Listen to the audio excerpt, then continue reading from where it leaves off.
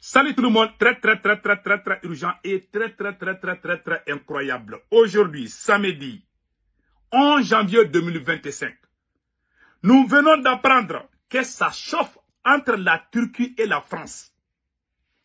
Ça chauffe entre la Turquie et la France. Voilà ce qui est. La Turquie demande à la France de rapatrier ses compatriotes terreaux. Les terreaux français qui sont en Syrie là. Alors, la Turquie demande à la France de rapatrier les terreaux citoyens français. Quand je dis les noms là, vous savez ce que veut dire terreau là, ceux qui font des mauvais là, les gens de Yadagali, tu vois.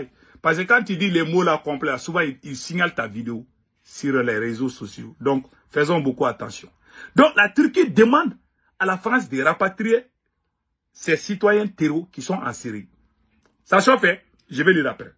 Deuxièmement, le chef d'état-major général de l'armée du Nigeria vient de donner raison au général Tiani, le sauveur du Niger.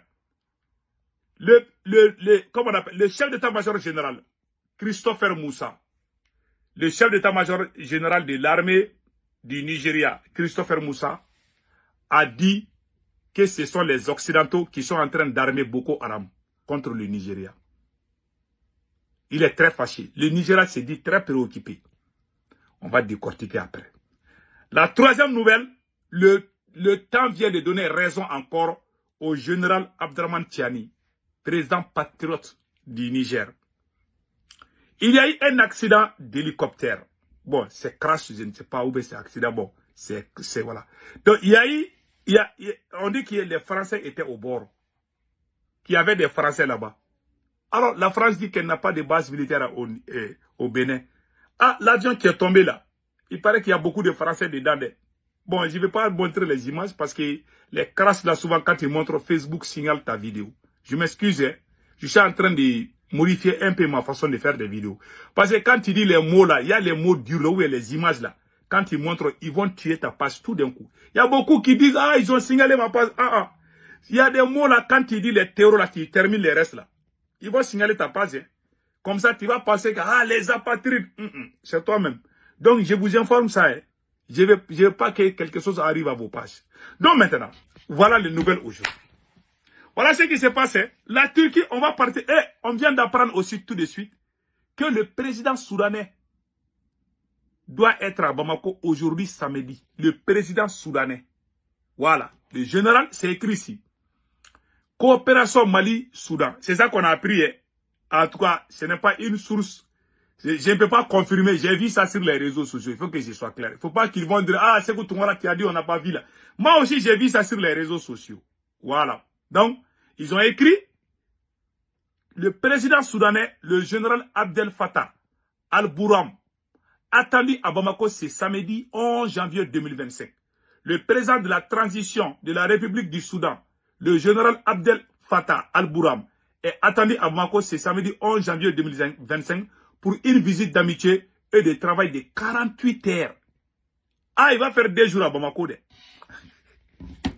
Ah, le président soudanais là. Il faut que les Soudans rentrent dans l'AIS. Voilà le général. Voilà. Je pense qu'il est très proche de nos partenaires là. Peut-être que c'est à cause de ça. S'il veut travailler, on va travailler avec lui. Je pense que c'est une bonne idée, non? Donc maintenant, allons-y avec la première nouvelle. Ça chauffe entre la Turquie et la France depuis le territoire syrien. La Turquie demande à la France de rapatrier les terreaux français en Syrie.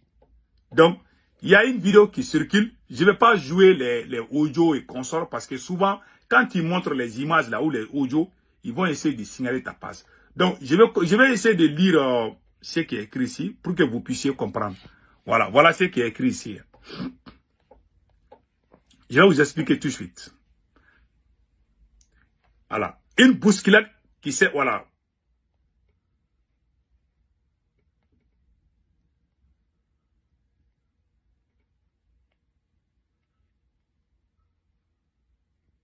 Attendez là, j'avais ça là ici, mais je vais lire ça à travers ici. Attendez une seconde là. Voilà. La Turquie demande à la France de rapatrier les terreaux. Voilà. Ankara, depuis des années, le soutien des Occidentaux, tout particulièrement des États-Unis et la France, aux forces kurdes syriennes est aperçu par la Turquie comme une trahison, ou du moins comme le signe que ses alliés ne s'intéressent pas à sa sécurité en confiant la détention des terreaux français aux forces démocratiques syriennes FDS. Donc il y a des terreaux français. La France ne veut pas les amener, ils ont peur. Il y a des terreaux français qui sont en Syrie, qui sont en détention. La France ne veut pas les amener en France pour les juger. La France veut qu'ils soient en Syrie. Si c'est bon, c'est chez vous là, chez eux là-bas. Mais quand c'est mauvais là, ils jettent les ordres chez les autres. La Turquie demande de rapatrier. La Turquie n'est pas d'accord avec la France. La Turquie se sent trahie par la France et les États-Unis. Parce que ce sont eux qui soutiennent les forces kurdes. Les PKK là, je ne sais pas là. Donc, la Turquie n'est pas d'accord. Voilà pourquoi la Turquie demande à la France. Parce que ils vont se faire la guerre là-bas en Syrie. Toutes ces grandes puissances, ils sont tous présents là-bas. La Turquie a la force là-bas. Les États-Unis ont des bases là-bas. Et la Russie aussi est présente là-bas. Ah, en tout cas, ça va chauffer. Voilà, ça va chauffer. Prions le bon Dieu pour que les choses n'aillent pas aussi pire que ça. Voilà. Donc, que Dieu amène la paix. Amen. Donc maintenant, on va partir au Nigeria. Rapidement. Le chef d'état-major général du Nigeria appelle à enquêter sur les sponsors de Boko Haram. Il est crucial de tracer et de suivre les flux internationaux de financement des terreaux, a souligné le général Christopher Moussa dans une interview à Al Jazeera. Selon lui, plus de 120 000 membres de Boko Haram se sont rendus, dont beaucoup sont venus avec des devises fortes, ce qui soulève des questions sur la source de leur financement. C'est la compétence de la communauté internationale, car le Nigeria n'a pas le contrôle de ces données, a indiqué le haut gradé. Il s'est demandé comment Boko Haram a réussi à survivre pendant 15 ans, suggérant qu'il pourrait y avoir une conspiration internationale, sans pour autant nommer ses membres. Le général Christopher Moussa, chef d'état-major général des armées du Nigeria, pas du Niger, du Nigeria, Christopher Moussa, il dit que c'est les Occidentaux qui sont en train de détruire le Nigeria. Pourquoi Bola Tinubu est allé en France signer des accords avec la... Moi, je ne comprends pas souvent. Souvent, je suis confus. Vous criez, vous dites que c'est un complot international. Est-ce que ça, c'est pas une diversion pour moi? Puisque, vous saviez, le Mali a dit que c'est la France qui est derrière tout ça là. Mais votre président là, mon cher général Moussa Christopher, chef d'état-major des armées du Nigeria, votre président, le président Dormer Bola Tinubu, est parti en France. Macron a dit que la France a des forces au Nigeria. Pourtant, tout le monde sait que c'est la France qui arme ces gens-là. Ça veut dire quoi? Que Boko Haram a plus de 120 000 combattants. Ça, c'est comme un pays. Il y a des pays qui n'ont même pas 20 000 combattants. Comment un groupe terroriste peut entretenir 120 000 combattants? Les nourrir, les payer, les armer.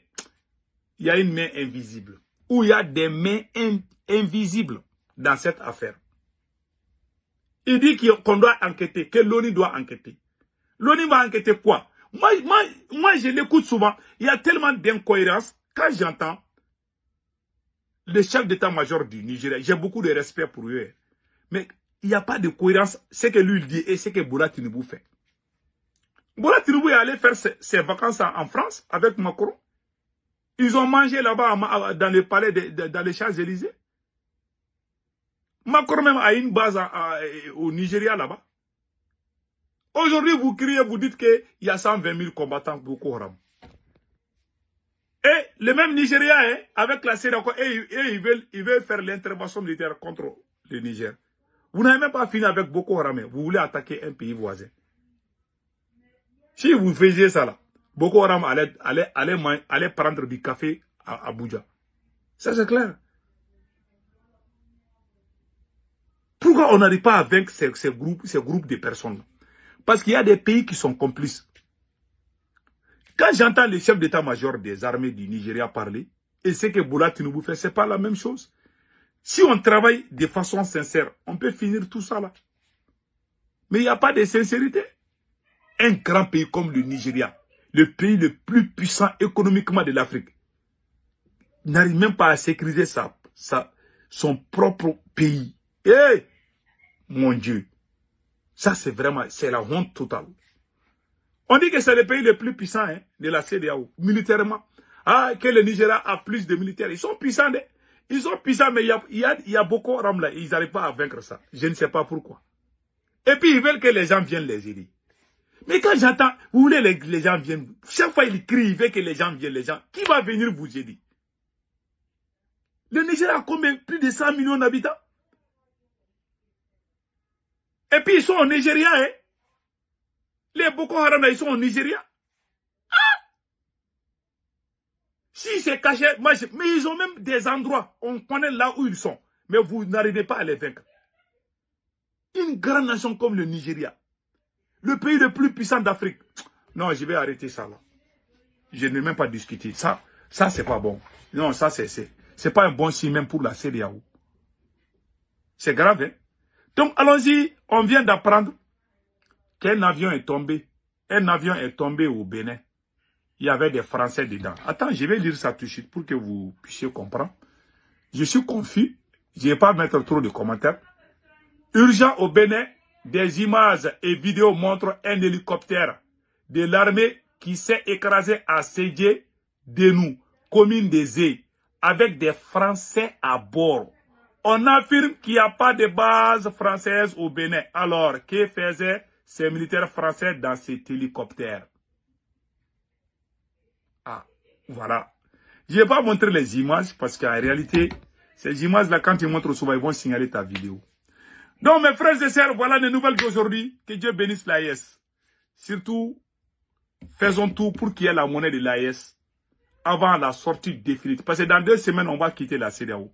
On doit avoir la monnaie de l'AES avant la sortie définitive de la CEDEAO.